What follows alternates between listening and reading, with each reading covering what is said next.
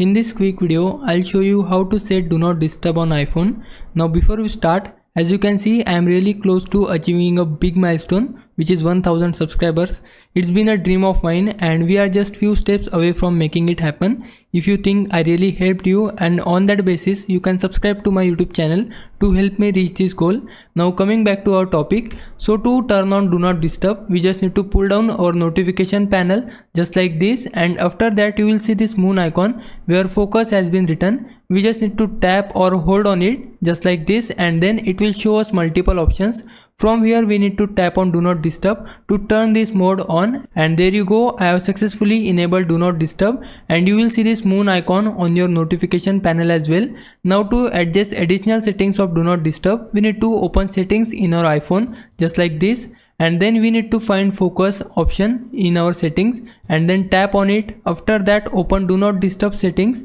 Here you will see multiple options. First one is in options, we need to click on it, and then we can adjust additional settings of our notifications, like we can choose to show on-screen notifications, or we can hide notification badges, you can silence particular notifications, or you can also dim your lock screen. So these are the settings you can adjust from options.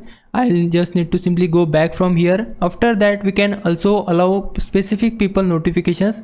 For that we need to tap on people. After that here you can see I can allow notifications from specific people. For that we need to tap on add people and select the people which notifications you want in case you want it. You can also allow calls from specific people. For that you can choose your favorite contacts, or you can add those people in your notifications.